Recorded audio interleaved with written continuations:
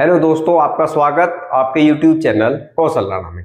आज हम बात करेंगे यूपी होमगार्ड की जो वैकेंसी है उसकी कंप्लीट इन्फॉर्मेशन के पॉइंट टू पॉइंट सारी बातों के बारे में। सबसे पहले शॉर्ट्स में बताते हैं। 18 नवंबर से 17 दिसंबर के बीच में फॉर्म फिल करने की डेट है। टोटल वैकेंसी की बात करें तो 41,424 वैकेंसी। यहाँ फीस की बात करें तो दो स्लैब वहां जनरल, ओबीसी और ईडब्ल्यूएस की फीस 400, एससी और एसटी की फीस 300 रुपए।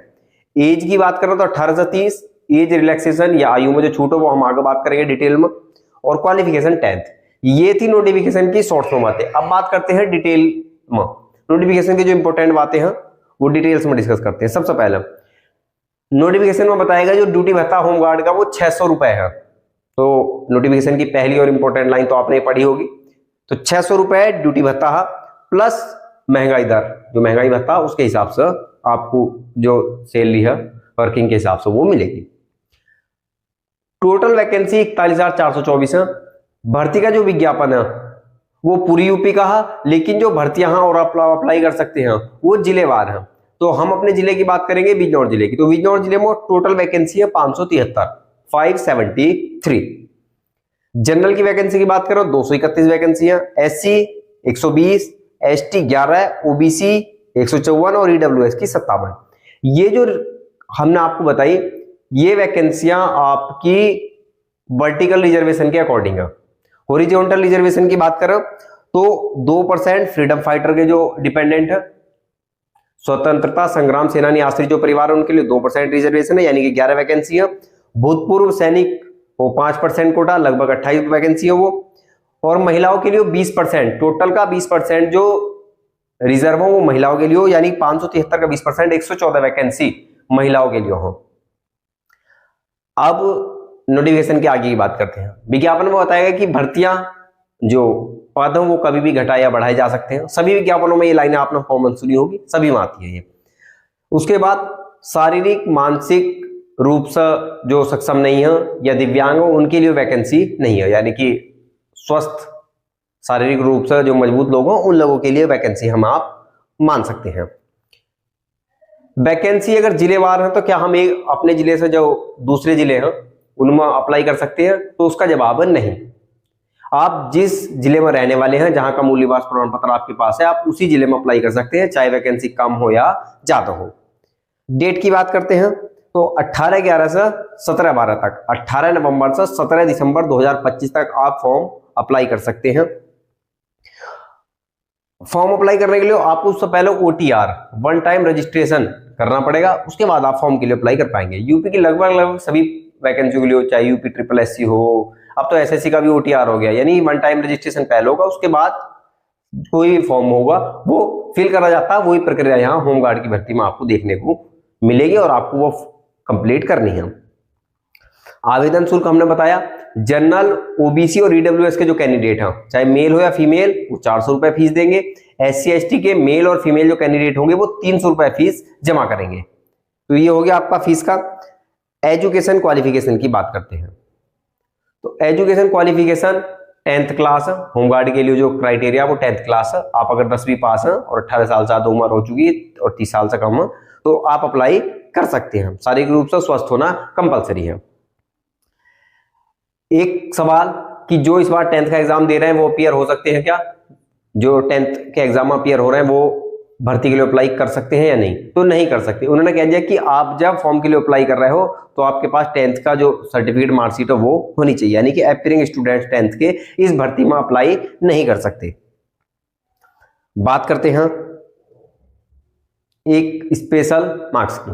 तो बताया गया जो जिनके पास एनसीसी सर्टिफिकेट है उन एग्जाम में एक्स्ट्रा मार्क्स मिलेंगे। कैसे मिलेंगे? ए सर्टिफिकेट के लिए 1 मार्क्स, बी सर्टिफिकेट के लिए 2 मार्क्स और एनसीसी के सी सर्टिफिकेट के लिए 3 नंबर आपको एग्जाम की जो आप मार्क्स लाएंगे उसमें आपको बढ़ाकर मिलेंगे। एक आपदा मित्र प्रशिक्षण प्रमाण पत्र था, वो जिस अभ्यर्थी के पास होगा उसे भी 3 अंक मिलेंगे एक्स्ट्रा। और किसी के पास 4 व्हीलर ड्राइविंग लाइसेंस है, 4 व्हीलर DL है, तो उसे 1 अंक एक्स्ट्रा दिया जाएगा। शॉर्ट्स में हमने बताया था कि 18 से 30 साल में आप अगर अभ्यर्थी हैं तो अप्लाई कर सकते हैं। बात करते हैं एज रिलैक्सेशन की। अलग अलग कैटेगरी के हिसाब से अलग अलग एज रिलैक्सेशन है। होमगार्ड की भर्ती में ओबीसी, SC और ST के लिए 5 साल की आयु छूट है, यानी कि 35 साल तक के जो अभ्यर्थी हैं वो अप्लाई कर सकते हैं। हाँ, जो एज की कट ऑफ डेट है वो 1/7/2007 के बाद जन्म लेने वाला कोई भी अभ्यर्थी अप्लाई नहीं कर सकता, क्योंकि अधिकतम आयु सीमा में छूट होती है, न्यूनतम में नहीं होती। तो आप इस चीज का ध्यान रखेंगे। भूतपूर्व सैनिक के लिए मैक्सिमम 33 वर्ष है, यानी कि 3 साल की छूट है, लेकिन वो उसमें सर्विस पीरियड माइनस करने के बाद है। तो आप जो भूतपूर्व सैनिक है वो नोटिफिकेशन को आराम से देख लेंगे और उसके हिसाब से अपनी एज की कैलकुलेशन कर लेंगे। अब बात करते हैं कैरेक्टर की। तो कैरेक्टर ऐसा हो कि वो कोई मुकदमा वगैरह ना हो, और सभी भर्तियों में जिस तरीके का चरित्र चाहिए वो उस तरीके का एक पॉइंट है। एग्जाम पैटर्न की बात करते हैं। तो एग्जाम पैटर्न बताया गया कि 2 घंटे का ऑफलाइन पेपर होगा, OMR बेस्ड होगा, ऑनलाइन नहीं होगा, ऑफलाइन होगा, गोले भरने वाला जिसे कहते हैं आम भाषा में। 100 क्वेश्चन होंगे, 100 ही नंबर्स के होंगे, सारे के सारे 100 क्वेश्चन GS के होंगे, यानी कि जनरल स्टडी के होंगे। आप सिलेबस देखना चाहते हैं तो सिलेबस हम डिस्प्ले पर लगा रहे हैं, आप चाहे तो पॉज करके यहां देख सकते हैं। अगले पॉइंट में बताया कि अगर एक शिफ्ट से ज्यादा शिफ्टों में एग्जाम कराना पड़ा तो वहां आपको नॉर्मलाइजेशन देखने को मिलेगा। तो आप इस चीज का ध्यान रखेंगे, अगर एक से ज्यादा शिफ्ट है तो नॉर्मलाइजेशन के फायदे और नुकसान आपको देखने को, यानी कि नॉर्मलाइजेशन का जो प्रभाव हो वो आपकी स्कोर जो कार्ड होगा उस पर फर्क पड़ेगा। नॉर्मलाइजेशन के बाद मेरिट लगेगी, मेरिट के बाद DV होगा, और DV के बाद होगा फिजिकल स्टैंडर्ड टेस्ट PST, यानी कि शारीरिक मानक, कितनी हाइट, ये इन तरीके के। तो बात करते हैं सबसे पहले पुरुष अभ्यर्थियों के लिए। पुरुष अभ्यर्थी अगर जनरल, OBC और SC, जनरल, OBC, EWS और SC कैटेगरी के हैं तो वहां हाइट चाहिए 168 सेंटीमीटर और चेस्ट चाहिए 79 to 84। General, OBC, EWS, SC ये सभी के लिए। बात करें अगर ST मेल कैंडिडेट के लिए, ST पुरुष अभ्यर्थियों के लिए अगर हम यहाँ बात करेंगे तो उनके लिए हाइट चाहिए 160 सेंटीमीटर और चेस्ट वो चाहिए 77 to 82, 77 से 82 सेंटीमीटर का फुलाव। ये हो गया। फीमेल अभ्यर्थियों की अगर हम बात करें तो जनरल, OBC, EWS और SC कैटेगरी की जो फीमेल है उनके लिए हाइट होगी 152 सेंटीमीटर। ST की अगर जो महिलाएं हैं, महिला अभ्यर्थी हैं, उनके लिए 5 सेंटीमीटर का रिलैक्सेशन है, यानी कि 147 सेंटीमीटर उनके लिए न्यूनतम लंबाई रखी गई है। मिनिमम वेट महिला अभ्यर्थियों के लिए 40 kg होना चाहिए।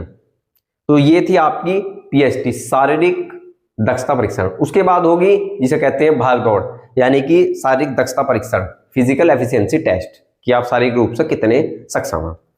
तो केवल रेस है यहाँ, और रेस मेल और फीमेल अलग अलग है। जो पुरुष अभ्यर्थी हैं उन्हें 4800 मीटर की रेस 28 मिनट में पूरी करनी होगी, और जो महिला अभ्यर्थी हैं वो चाहे किसी भी कैटेगरी की हैं उन्हें 2400 मीटर की रेस 16 मिनट में पूरी करनी होगी। दोबारा बता देते हैं, मेल के लिए 4800 मीटर की रेस है और फीमेल के लिए 2400 मीटर की रेस है, जो क्रम से 28 मिनट और 16 मिनट में आपको कंप्लीट करनी होगी। नोटिफिकेशन में आपको बताया कि मेरिट के बाद आपकी कोई वेटिंग लिस्ट जारी नहीं करी जाएगी। जो रिजर्वेशन है वो 2 तरीके से रिजर्वेशन है, एक वर्टिकल, एक हॉरिजॉन्टल। वर्टिकल रिजर्वेशन की बात करें तो SC का 21%, ST का 2%, OBC का 27%, EWS का 10%, जिसके हिसाब से हमने शुरू में बताया था कि वैकेंसी कैसे कैसे है। 543 हमारे जिले की बिजनौर की वैकेंसी, तो उसके हिसाब से। हॉरिजॉन्टल रिजर्वेशन बताया, फ्रीडम फाइटर के डिपेंडेंट जो वो 2%, एक्स सर्विसमैन भूतपूर्व सैनिक वो 5%, और महिलाओं के लिए ओवरऑल 20% होगा। सबसे इंपॉर्टेंट है, फिल करने के लिए आपको OTR 1 टाइम रजिस्ट्रेशन पहले करना होगा, उसके बाद आप फॉर्म के लिए अप्लाई कर सकते हैं। हम सभी अभ्यर्थियों के सफल होने की कामना करते हैं, और जो लंबे समय से तैयारी कर रहे हैं और अभी तक सिलेक्शन नहीं हो पाया उनके लिए एक मौका भी है, क्योंकि लगभग OBC समाज को देखो तो 35 साल तक और जनरल भी देखो तो 30 साल तक, जो कि एक मौका कह सकते हैं। जो यूपी कांस्टेबल में भर्ती नहीं हो पाए उनके लिए यूपी होमगार्ड की एक भर्ती, एक मौका है। वो चाहे अच्छे से तैयारी करें। हम सभी अभ्यर्थियों के पुनः सफल होने की कामना करते हैं। जय हिंद, जय भारत।